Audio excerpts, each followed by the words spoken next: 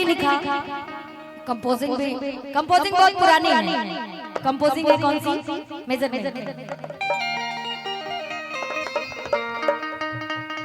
कि 100 साल पहले मुझे तुमसे प्यार था, मुझे तुमसे प्यार था, आज भी है और कल भी रहेगा।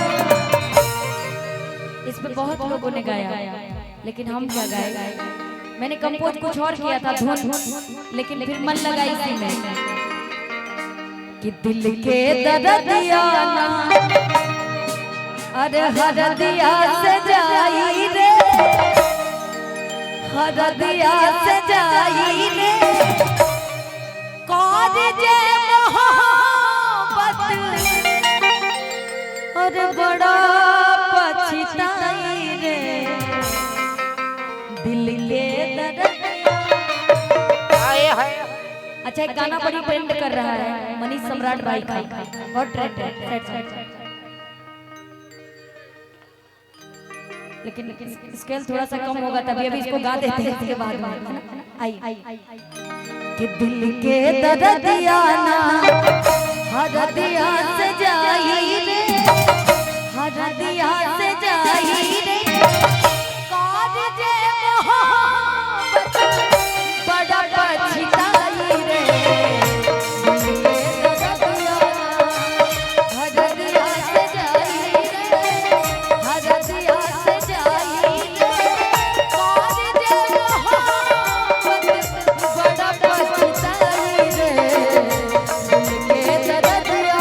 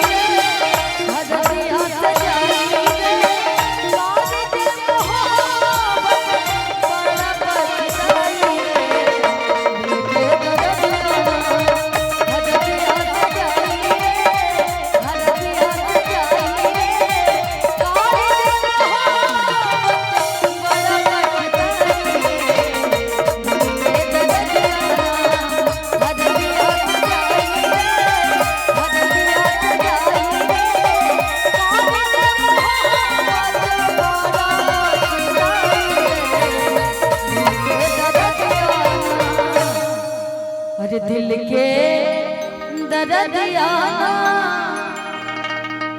हरदिया से जाई रे आए हाय कि कोरी जे मोहब्बत और बड़ा पछताई रे। अच्छा एक छोटा सा डी कर लो भैया, एक गा देते हैं उसके बाद